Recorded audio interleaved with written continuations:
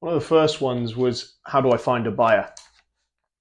Um, so obviously there's a lot of ways you can find a buyer. You, as the business owner, can do it yourself. You might know somebody that's in the industry, someone that's called a trade buyer, that would look to acquire you as part of a sort of strategic move, like a strategic roll up or something like that.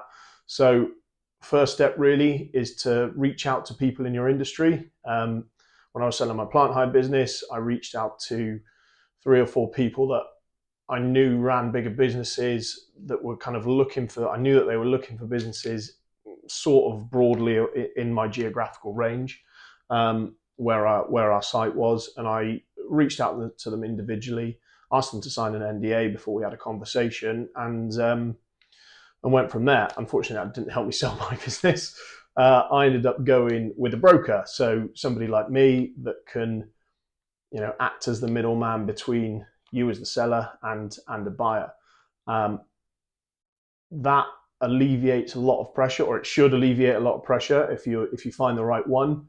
Uh, I didn't necessarily find the right one, but we'll save that story for another day. So yeah, there's kind of two ways to do it really. Either you're going to know someone in the industry, you're going to know, assuming you've been in your industry for a while, you're going to be connected. You should have been networking and likely to know another person who would potentially run a similar sized business or a bit of a bigger sized business, looking to acquire you into their strategy. Um, it can take a lot of work.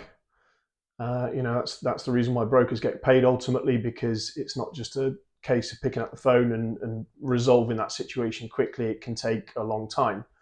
I won't go too much into that now. That's probably a story for another day. But I think there are probably two most popular stroke most effective ways.